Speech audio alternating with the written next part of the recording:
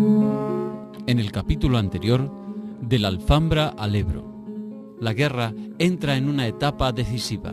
Los nacionales recuperan Teruel, parten en dos el territorio republicano y amenazan Valencia. Los republicanos contraatacan y se produce el enfrentamiento más sangriento del conflicto, la Batalla del Ebro. El Pacto de Múnich deja aislada internacionalmente a la República.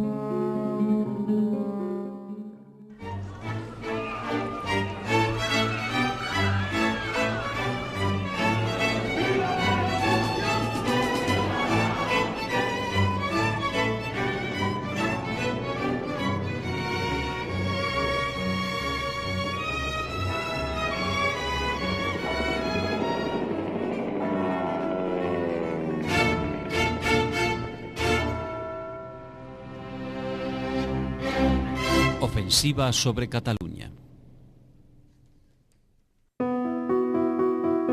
La batalla del Ebro consumió las reservas humanas y materiales de Cataluña, además de incrementar la sensación de que el inevitable final de la guerra estaba cerca. Bloqueada por mar, cerrada la frontera con Francia, saturada de refugiados y con un ejército desmoralizado, los republicanos se enfrentaban a una situación desesperada.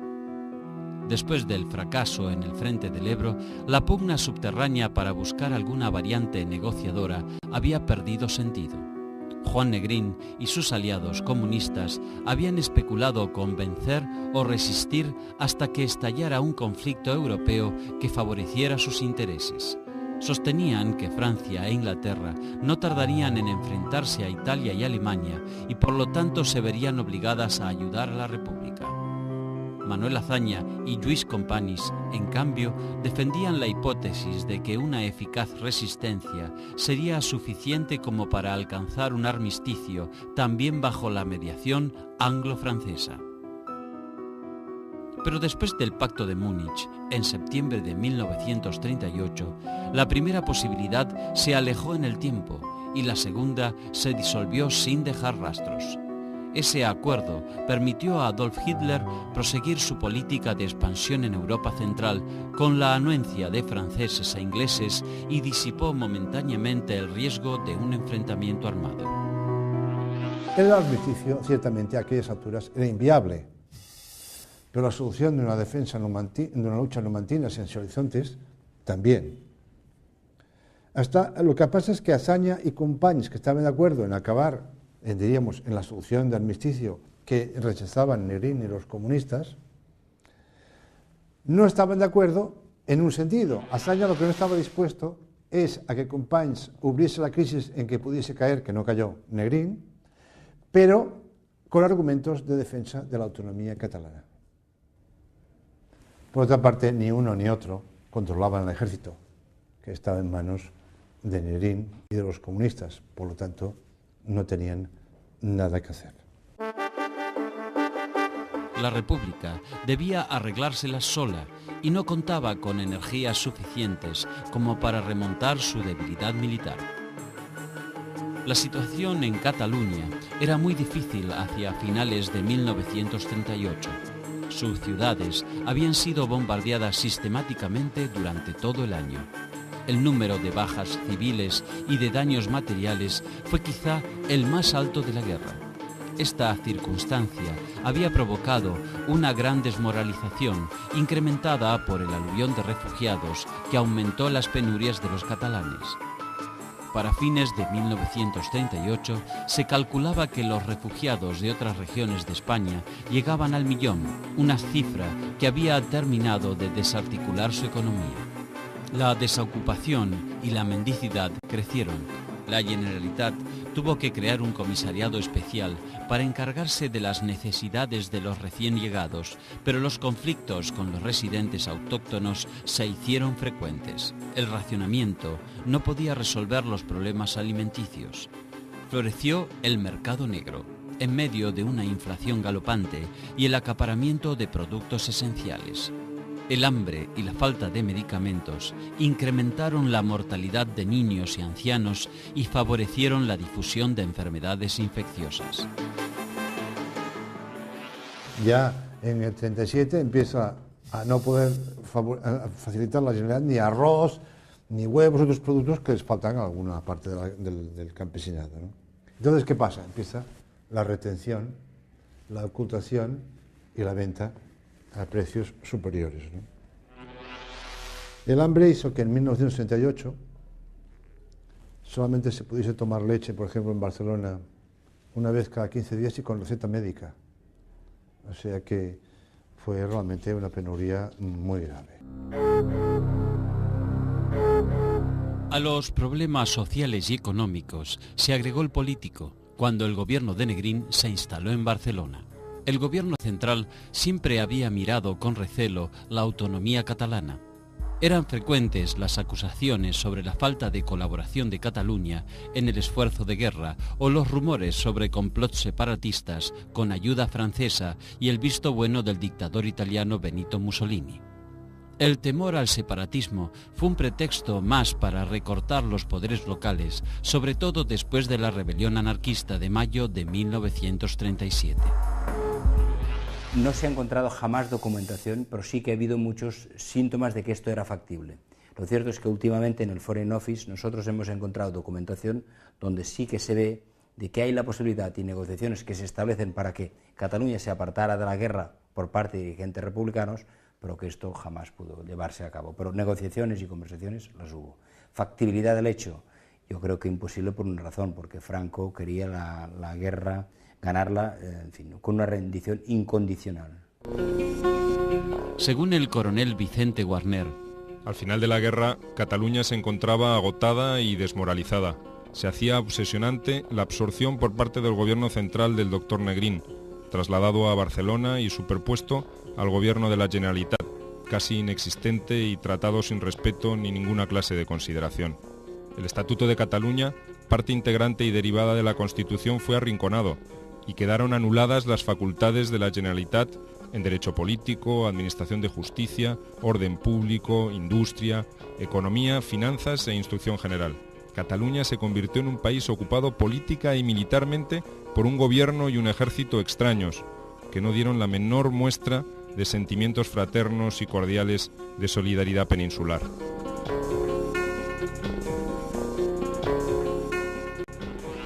Las relaciones serán pésimas. Ahora unos entienden de que Cataluña pues va a la suya y que no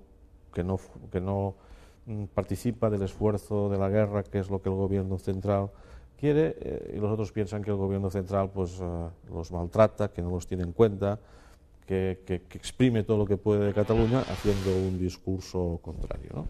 Eso por un lado. Por otro, las relaciones políticas serán pésimas y continuarán pésimas siempre. Marcará esa generación, queda marcada por esas relaciones durante este periodo. La desconfianza, me refiero ya cuando todo ese mundo pase al exilio, ¿no? Además con la tragedia de la derrota, ¿no? Todo eso quedará permanente. La guerra provocó en los dos bandos el reverdecer de un nacionalismo casi extremo. Republicanos y franquistas se acusaban mutuamente de ser cómplices de una intervención extranjera que ambos apañaban por conveniencia. La necesidad de exaltar ese discurso y fortalecer el centralismo para tratar de ganar el conflicto bélico llevó a Negrín a obsesionarse con las protestas catalanas por su autonomía mancillada. Según el secretario de Defensa, Julián Zugazagoitia, el presidente le dijo: «No estoy haciendo la guerra contra Franco para que nos retoñe en Barcelona un separatismo estúpido y pueblerino. No hay más que una nación, España. Antes de consentir campañas nacionalistas que nos lleven a desmembraciones que de ningún modo admito, cedería el paso a Franco sin otra condición que la de que se desprendiese de alemanes e italianos».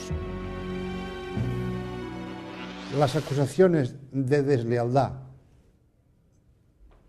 a Cataluña servían para desacreditarla y para justificar, por lo tanto, la política de minimización de la autonomía catalana en la segunda parte de la Guerra Civil. El grupo de ejércitos de la región oriental, al mando del general Juan Hernández Saravia, contaba con dos grandes unidades de combate. El ejército del Este, desplegado entre Lérida y la frontera francesa, a cargo del general Pozas Perea, no había participado en la batalla del Ebro. Conservaba su potencial, además de operar en una zona montañosa más apta para la defensa. En cambio, el ejército del Ebro, conducido por Juan Modesto, no había logrado recuperarse del desgaste. Estaba mal equipado y sin la ayuda soviética, bloqueada por Francia en la frontera pirenaica, difícilmente resistiría una gran ofensiva franquista. Cuando las tropas de Franco llegan al Mediterráneo, se ha producido el siguiente hecho. Las tropas que habían atacado en la batalla de Teruel eran dos ejércitos, uno era el ejército de Levante y otro el ejército de maniobra. En el ejército de maniobra se encuentran las mejores unidades de la República, se encuentran las brigadas internacionales y las brigadas comunistas surgidas a raíz del V Regimiento. Ese ejército es el que más ha padecido la batalla, ese ejército está destrozado. El ejército de Levante se encuentra todavía en una buena situación. Cuando las tropas de Franco cortan el territorio republicano, se encuentra que al norte no tiene nadie y al sur tiene todo el ejército enemigo. Para retrasar el ataque, el general Vicente Rojo planeó algunas acciones de distracción a cargo del grupo de ejércitos del centro mandados por el general José Miaja, que no tuvieron el éxito esperado. El llamado Plan P fue uno de los diseños más brillantes y audaces de la guerra civil. Consistía en 3 ataques sucesivos. El primero, la Operación Motril, implicaba el traslado de una brigada por la Marina de Guerra hasta las cercanías de Motril para amenazar Málaga y Granada. Era una maniobra destinada a distraer tropas franquistas de Andalucía y de Extremadura. 5 días más tarde, 3 cuerpos de ejércitos republicanos romperían el frente de Córdoba y avanzarían hacia Peñarroya para dejar abierto el camino a Sevilla. 12 días después de Motril, el tercer ataque mandado por el coronel Segismundo Casado cortaría las comunicaciones enemigas del frente de Madrid con Extremadura. Rojo sostenía que frente a esta amenaza, Franco se vería obligado a suspender o posponer el ataque a Cataluña para recomponer su situación en el sur. Pero casi todo ello se redujo a los proyectos.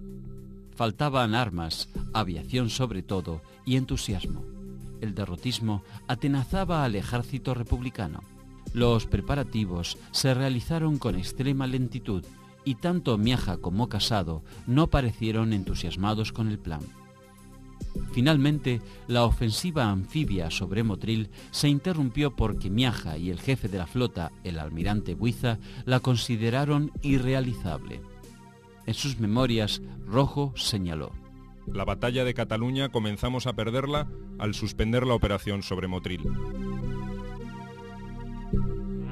El general Miaja son estos generales donde los historiadores a veces cuando decimos estas cosas, en fin, tenemos que ser personas críticas, ¿no?, con el pasado, que se le construyó, se le mitificó como figura, pero después militarmente no tuvo un comportamiento, digamos, muy exitoso, ¿no? Y lo cierto es de que muchas de estas operaciones militares que se dibujaron en un despacho eran absolutamente impracticables porque no había capacidad bélica para enfrentarse a la capacidad militar que tenía el ejército franquista, no solamente por el número de hombres, que esto en ningún lado faltó nunca, sino por el apoyo que los nazis, es decir, la ayuda alemana y la ayuda fascista italiana hacían inviable cualquier proyecto militar de este tipo en estas alturas de la guerra. Rojo intentó seguir con el proyecto y ordenó atacar Granada el 24 de diciembre. La escasez de medios de transporte y la desconexión de estos servicios impidió el desplazamiento de las tropas. El último intento por descomprimir la situación de Cataluña fue la batalla de Valsequillo o de Peñarroya, que formaba parte del Plan P. Fue concretada por el impulso del jefe del Estado Mayor de Miaja, general Matallana, y la dirección se confió al jefe del Ejército de Extremadura, general Escobar. Yo siempre he visto, cuando he leído, he analizado esos planes, que eran planes teóricamente muy buenos, pero bueno, los planes para realizarlos necesitas que los medios, tanto militares como políticos, permitan esos planes. Yo pienso que eran planes absolutamente irrealizables. La ofensiva se inició el 5 de enero de 1939 y en los primeros 4 días los republicanos consiguieron penetrar entre 30 y 40 kilómetros. Ocuparon La Grajuela, Granja de Torrehermosa, Peraleda, Fuente Ovejuna y La Coronada. Sin reservas para explotar el éxito y con condiciones climáticas adversas, el ataque se frenó y comenzó una larga batalla de desgaste. Para el 4 de febrero, el frente volvió a su línea original. Los republicanos habían tenido alrededor de 20.000 bajas y los franquistas más de 10.000. Salimos del frente del Ebro y fuimos volando mar adentro y luego aterrizamos en Valencia para ir a hacer una nueva ofensiva que se hacía en Extremadura, que se quería dividir la zona nacional en 2 partes. Franco tenía desplegados en el frente catalán unos 300.000 hombres, divididos en 6 cuerpos. Pese a la opinión de sus colaboradores, dudaba entre atacar Madrid, Valencia o Cataluña. Para mediados de noviembre, todavía especulaba con una ofensiva sobre el centro. Sus aliados italianos y muchos generales españoles se oponían. Consideraban que el grupo de ejércitos del centro republicano era potente, mientras que el de Cataluña estaba gravemente quebrantado. Finalmente, esa presión definió el curso de las acciones. Para el 10 de diciembre de 1938 fue programada la campaña contra Cataluña. Durante los primeros días de ese mes, la aviación franquista bombardeó varias ciudades y puertos. Barcelona, Badalona, Tarragona, Mataró, Palamós, Blanes y Vilanova y la Geltrú comenzaron a sufrir las consecuencias de esas incursiones aéreas. Cuando Churchill apela en plena batalla de Inglaterra, cuando los bombardeos de la V2, etcétera, lo que hacen los alemanes desde Francia, apela que tengan el coraje del pueblo de Barcelona, porque es la primera gran ciudad bombardeada en la historia de la humanidad. Entonces estos bombardeos responden a 2 hechos. Un hecho es de que las líneas ferroviarias que vienen de Francia, lógicamente, el lugar donde vienen a depositar material que puede ser objetivo de transformación para material bélico en contra del franquismo. Todas estas fábricas en zonas portuarias e industriales de Cataluña son todas bombardeadas continuamente. Algunas poblaciones del interior como Les Borges Blanques, Cervera y Gavà también soportaron ataques.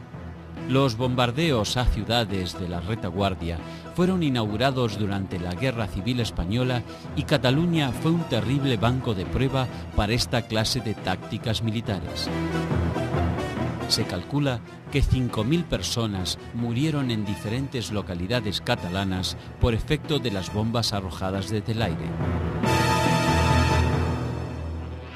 Lo que es indudable es de que algún bombardeo, el del 17, 18, 19 16, 17 y 18 de marzo de 1938 sobre el centro de la ciudad, este es un bombardeo con la voluntad, primero, de perjudicar a la población civil, produce una mortandad extraordinaria en 3 días, y después una cosa muy evidente, demostrar que, a pesar de las presiones del Vaticano, hay una voluntad, digamos, de herir a la población en la retaguardia, sin importarles, y esto lo que hace, una cosa muy importante, es que la moral de la población se resquebraja, se rompe.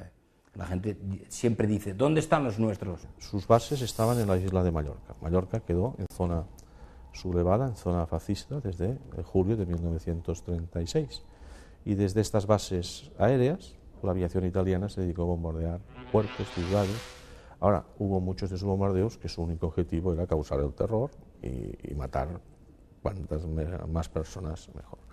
Claro, eso entre que era un arma nueva, había pocas posibilidades de defensa. Pues un mes y otro mes y otro mes, pues acabó siendo causa de una profunda desmoralización, ¿no? El mal tiempo retrasó la ofensiva terrestre nacional hasta el día 23.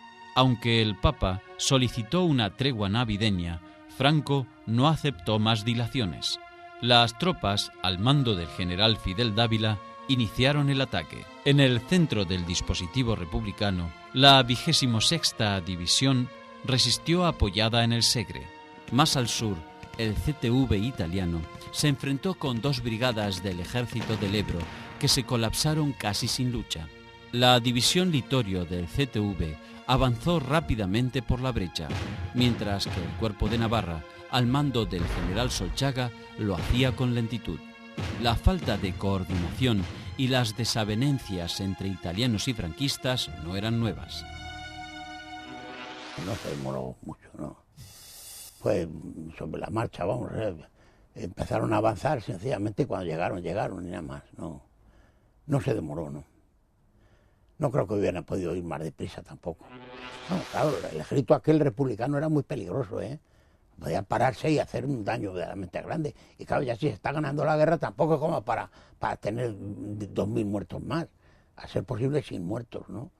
Pero vamos, quiero decir que esas precauciones se tomaban. El segundo día de combate, los cuerpos republicanos V y XV acudieron a tapar la brecha en el frente del Ebro y recibieron la mayor concentración de fuego artillero y aéreo vista en España. Luchaban en campo abierto, sin el abrigo de fortificaciones y sin posibilidades de relevo. El cuerpo expedicionario italiano ocupó Casteldons y cruzó el canal de Urgel, y su división Flechas Negras alcanzó la carretera Lérida-Tarragona. El 3 de enero de 1939, el frente del Segre se rompió en Monteró y los franquistas avanzaron hacia Artesa de Segre, que cayó al día siguiente. El 7 de enero, Rojo se vio obligado a ordenar el repliegue hasta la segunda línea de defensa. En 2 semanas, los republicanos habían consumido la mayor parte de sus recursos. Para colmo, los consejeros soviéticos comenzaron a abandonar España. El líder comunista José Stalin se desentendía de la suerte de la República. La sociedad exprimida, humanamente, el ejército ya no puede rehacer las bajas, porque ya después de 17 años ya no queda, ¿no? Es decir, más la situación de hambre, etcétera, derrotismo, etcétera, pero también ya de una clase política, incluso en el gobierno central. Negrín cada vez está más aislado en su política de resistir, dentro del gobierno, dentro del Partido Socialista, incluso en una parte del ejército. Es él y el Partido Comunista en este momento que resisten, ¿no? Bueno, pero la derrota es una derrota que hay toda una suma de factores, pero claro, la derrota es militar. El 11 de enero, los franquistas reanudaron la ofensiva. En la provincia de Lérida, el cuerpo de Aragón tomó Belpuig y Mafet. En la de Tarragona, los italianos ocuparon Solivella, y el cuerpo de Navarra, la Espulga de Francolí, el pueblo y monasterio de Poblet y Montblanc. Al día siguiente, Juan Negrín ordenó la movilización general de reservistas y la militarización de industrias y empresas de interés bélico, pero ya era imposible cumplir con esas disposiciones. De los 90.000 republicanos del frente, solo 60.000 contaban con fusiles. Su artillería era 5 o 6 veces menos potente que la franquista y la aviación había sido borrada del cielo. Se intentaba, si habían aviones disponibles, que siempre habría alguno, pero en cambio hubo un bombardeo en el interior de Cataluña, que era una población que llaman Granollers, que allí murió mucha gente, en Barcelona vivía mucha gente. Lo que pasa que en esas capitales había un servicio de refugios antiaéreos muy bien hechos. O sea, la población, si sentían ya, si iban rápidos, se podían esconder en refugios que aún existen algunos, en Barcelona. De estos refugios de la guerra aún existen y los enseñan, que eran hechos con ladrillo, con una especie de galerías que allí podía pasar unas horas para evitar el bombardeo. Pero los aviones en acción no podían estar cubriendo Barcelona por si bombardeaban. Tenían que estar en otro sitio, en el sitio donde el Estado Mayor pues los mandaba. El 15 de enero, las tropas de Yagüe ocuparon Tarragona prácticamente sin combatir. En ese momento el gobierno francés autorizó el paso de las armas soviéticas por la frontera, pero era un gesto tan simbólico como inútil. De muy poco servirán esos pertrechos a un ejército virtualmente desintegrado. El Estado Mayor republicano planteó crear una última estructura defensiva en torno a Barcelona, similar a la que había salvado a Madrid en el primer verano de la guerra. Pero la situación distaba de ser parecida.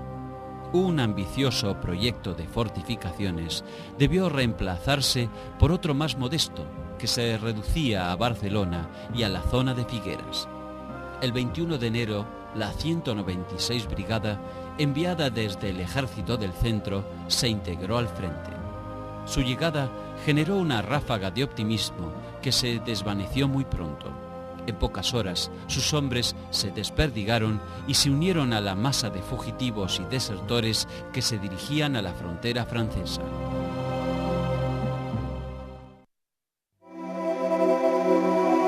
El 22 de enero, el gobierno de Negrín celebró su último Consejo de Ministros en Barcelona. Se acordó declarar el estado de guerra en todo el territorio de la República. Esa medida no se había tomado a lo largo del conflicto para remarcar la preeminencia de las autoridades civiles sobre las militares en su zona. Todo lo contrario a lo que ocurría en el bando franquista.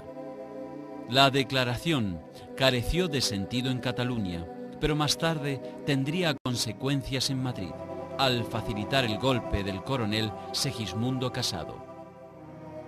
El 23 de enero, Negrín y los miembros del gobierno abandonaron Barcelona para instalarse en Gerona. Esa misma noche, Lluís Companys, que el día 20 había pronunciado un discurso alentando la resistencia, también se marchó. Hay que aclarar que Companys no se marcha, sino que el gobierno Negrín le dice que se tiene que marchar.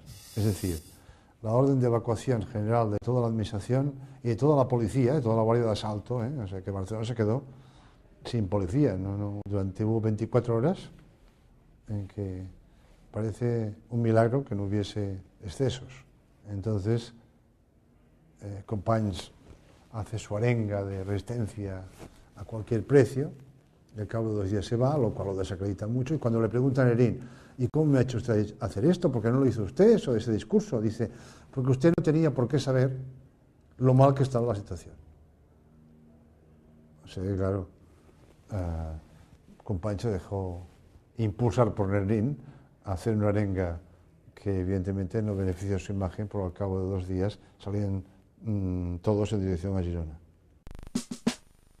La defensa de Barcelona estaba a cargo de un conglomerado de unidades incompletas y desorganizadas. Pese a que el ejército estaba a medio desnudo y hambriento, en la maniobra de repliegue se perdieron, por imprevisión, 200.000 equipos y 10.000 toneladas de víveres. La desmoralización hacía estragos. En la 43 División desertaron los 3 jefes de brigada y el 15º cuerpo quedó reducido a 2.000 hombres para enfrentarse a italianos, navarros y marroquíes. Cuando las fuerzas franquistas ocuparon Montjuïc y el Tibidabo, en Barcelona solo quedaban algunos destacamentos que destruían depósitos de armas.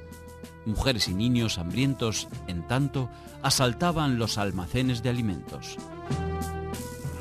Hay que tener en cuenta, por ejemplo, que puertos como el de Barcelona y Tarragona estaban impracticables después de la guerra, de tantos barcos que había hundidos dentro del muelle.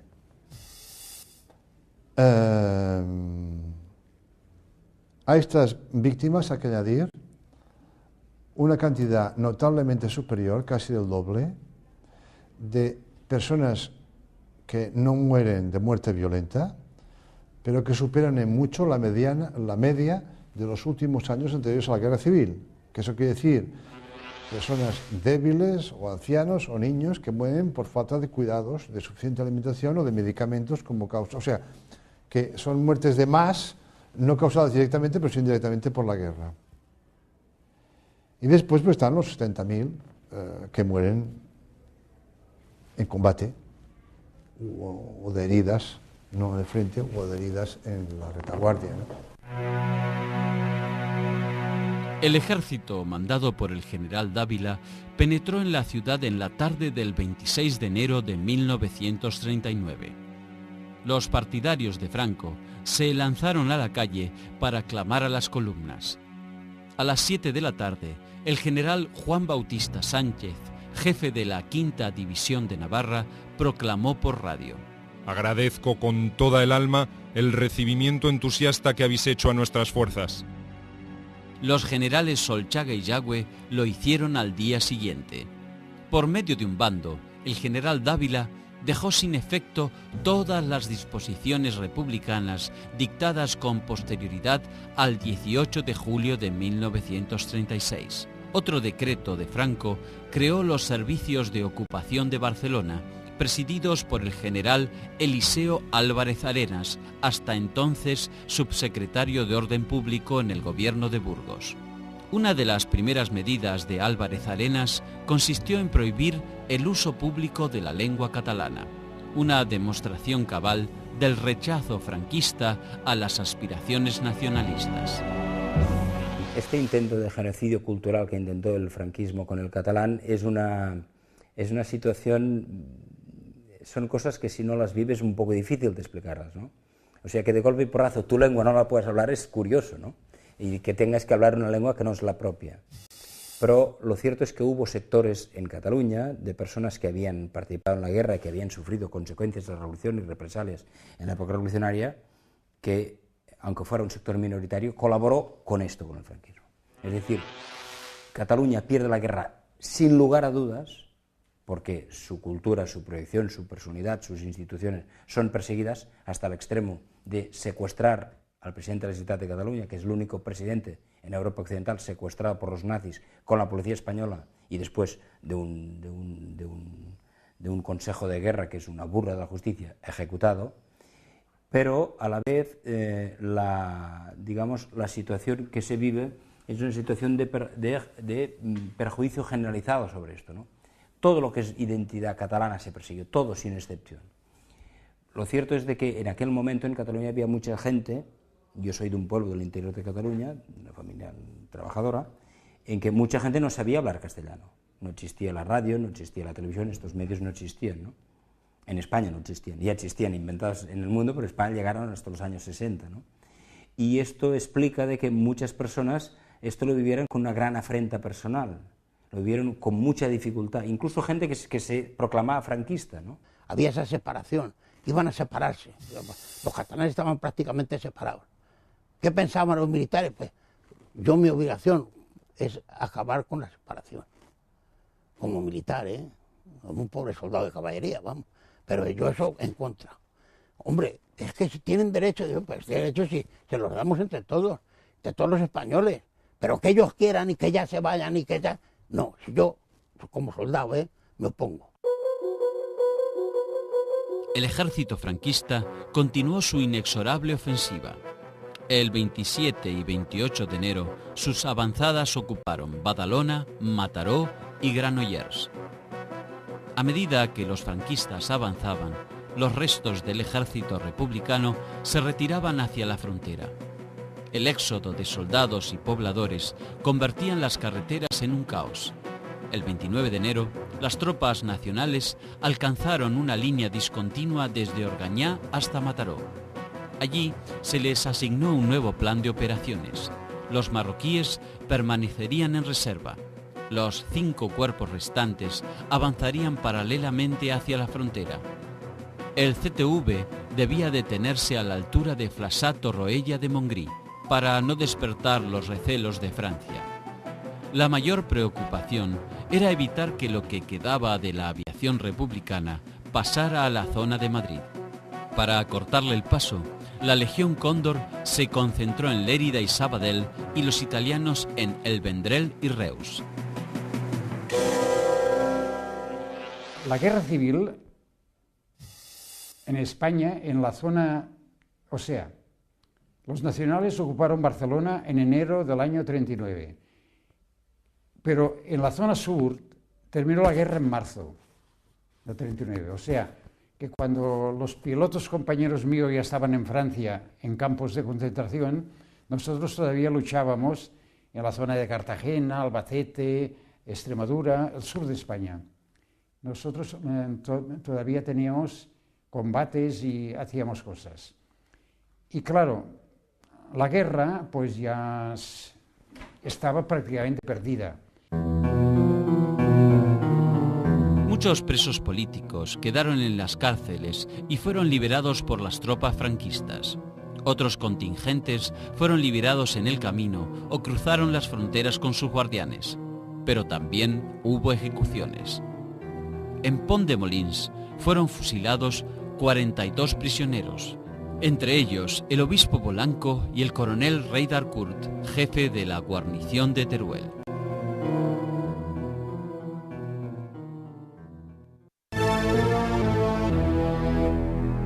Entre el 1 de enero y el 10 de febrero de 1939 se inició un éxodo sin precedentes en la historia de España. Centenares de miles de personas emprendieron su marcha hacia los pasos pirenaicos. Los caminos y carreteras quedaron atestadas de fugitivos que llevaban sus escasas pertenencias, que terminaron abandonando poco a poco en las cunetas. Las vías principales de acceso a Francia eran los pasos fronterizos de Cervere en la carretera de la costa, Le Perthus en la carretera general de Gerona a Perpiñán, el Collado de Arés y Bourg-Madame. Hambrientos y helados, los futuros refugiados debieron soportar también el hostigamiento de la aviación franquista que bombardeó sin piedad la ciudad de Figueras. Pero sus penalidades apenas empezaban. Las autoridades francesas no abrieron la frontera hasta la noche del 27 al 28 de febrero y en principio solo se admitió el paso de mujeres y niños. El 5 de febrero cesaron las restricciones y las últimas tropas republicanas de Cataluña comenzaron a pasar a territorio francés. Había un verdadero terror, digamos, a la entrada de las tropas, sobre todo de los moros, era temor, digamos, en los pueblos. Entonces hubo un pánico, ¿no? Había gente que ya habían sido refugiados en Cataluña, bueno, siguieron el éxodo, y otros que no habían sido nunca refugiados y continuaron. Entonces, digamos, es un éxodo dantesco, ¿no? Es decir, la gente abandonando sus colchones, sus pertenencias mínimas por la carretera, unas carreteras embotelladas porque los militares también van a la retirada, ¿no? Un desorden enorme. Y de ese cerca de medio millón, pues unos 100.000 eran catalanes. Entonces, no había nada preparado. En las playas de Argelès, etcétera, en Rosellón, en pleno mes de febrero, pues allí, con un campo alambrado, sin letrinas, sin barracones, sin ninguna protección, sin agua corriente, bueno, alguna de esta gente pues murieron de penuria, ¿no? Entonces, claro, había varias formas de salir de los campos. Además, las familias quedaban divididas, las mujeres en unos campos y los niños y los hombres en otros.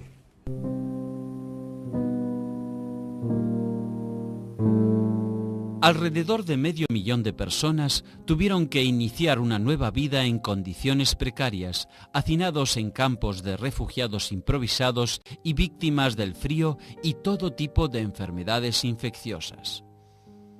La quinta parte de ellos eran catalanes, pero también había madrileños, andaluces, vascos, asturianos y aragoneses que habían comenzado su éxodo muchos meses antes. Alrededor de 330.000 de esos fugitivos optarían por retornar a España. Aproximadamente 120.000 se quedaría en Francia y un total estimado de 50.000 emigraría a otros países. Los niños se van separando, se los empieza a distribuir por Francia, unas condiciones como mínimo decentes, pero a los hombres, en la parte de las mujeres, se les va encerrando en arenales, en esos arenales, que hoy en día son zonas turísticas, es imposible reconocer, son zonas todas construidas de chalet ya, porque es la zona de la costa, la costa francesa, bueno, Cataluña Nord, ¿no? Hasta 1609 formaba parte de la propia Cataluña.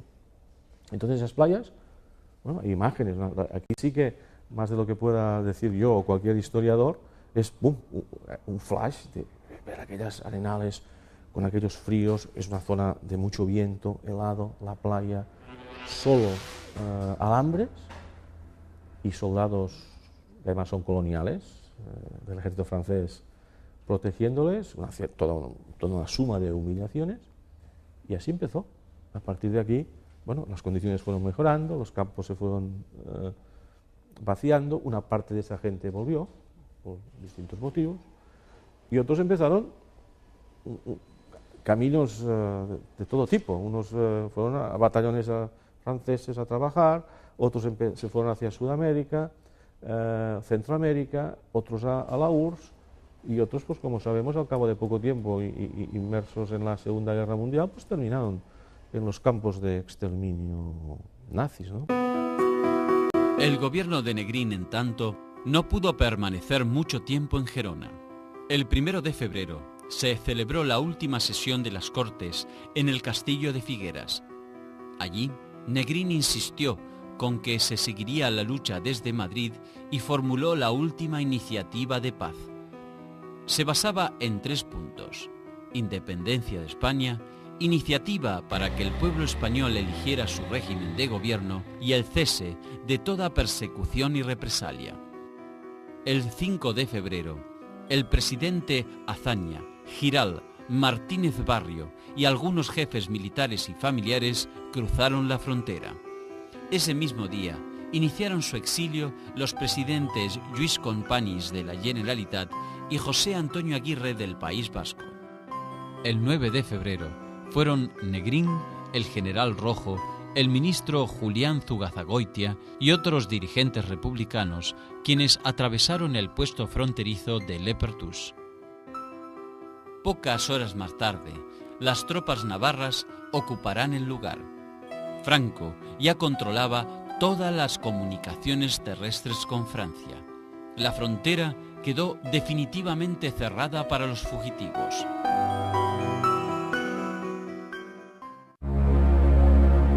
En el próximo capítulo, situación desesperada en la zona republicana. Negrín retorna a Madrid para encabezar la última resistencia. El general Casado encabeza una conspiración para destituir al presidente y negociar la paz. El enfrentamiento deja a la República sin jefes. Madrid capitula el 1 de abril. La guerra civil ha terminado.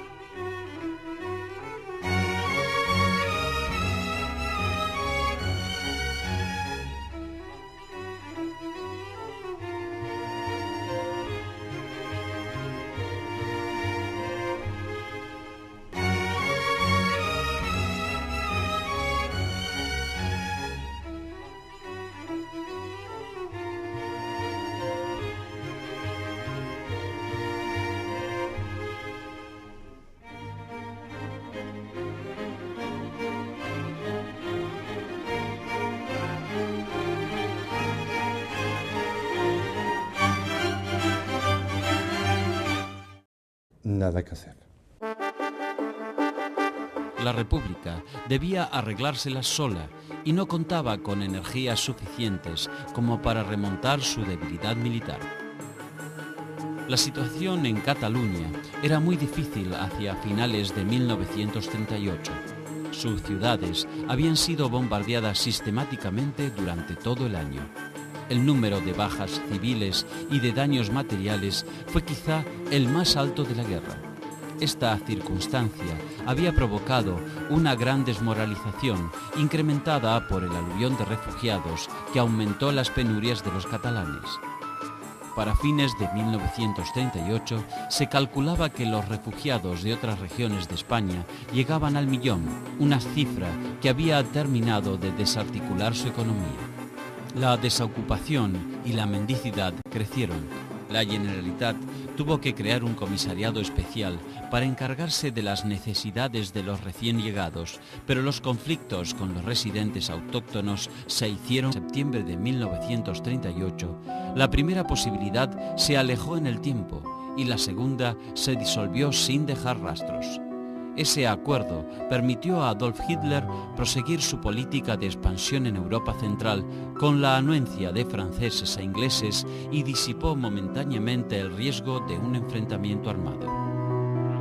El armisticio, ciertamente, a aquellas alturas era inviable, pero la solución de una defensa de una lucha numantina sin horizontes, también.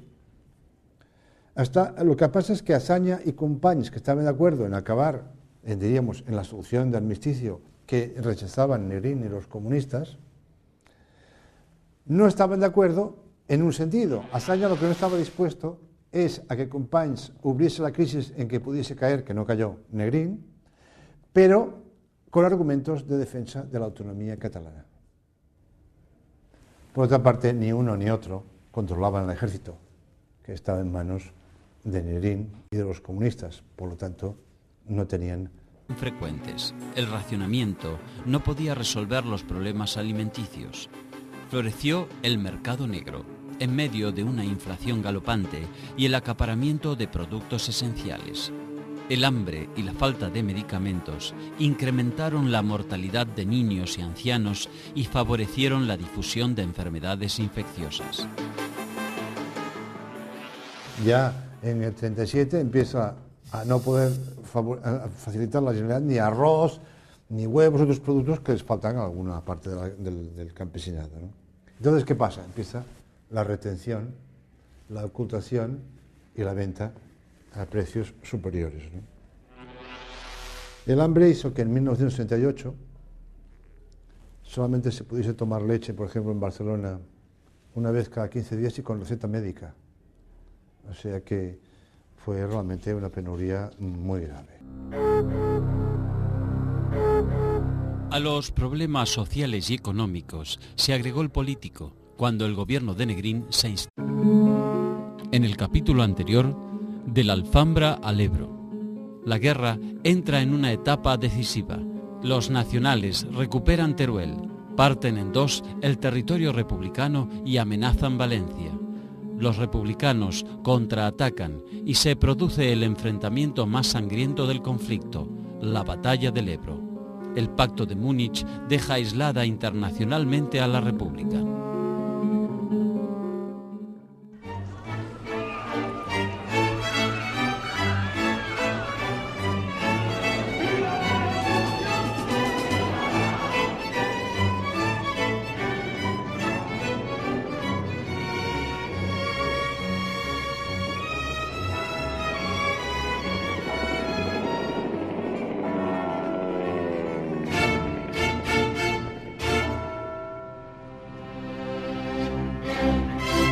Ofensiva sobre Cataluña. La batalla del Ebro consumió las reservas humanas y materiales de Cataluña, además de incrementar la sensación de que el inevitable final de la guerra estaba cerca. Bloqueada por mar, cerrada la frontera con Francia, saturada de refugiados y con un ejército desmoralizado, los republicanos se enfrentaban a una situación desesperada. Después del fracaso en el frente del Ebro, la pugna subterránea para buscar alguna variante negociadora había perdido sentido. Juan Negrín y sus aliados comunistas habían especulado con vencer o resistir hasta que estallara un conflicto europeo que favoreciera sus intereses. Sostenían que Francia e Inglaterra no tardarían en enfrentarse a Italia y Alemania y por lo tanto se verían obligadas a ayudar a la República. Manuel Azaña y Lluís Companys, en cambio, defendían la hipótesis de que una eficaz resistencia sería suficiente como para alcanzar un armisticio, también bajo la mediación anglo-francesa. Pero después del Pacto de Múnich, en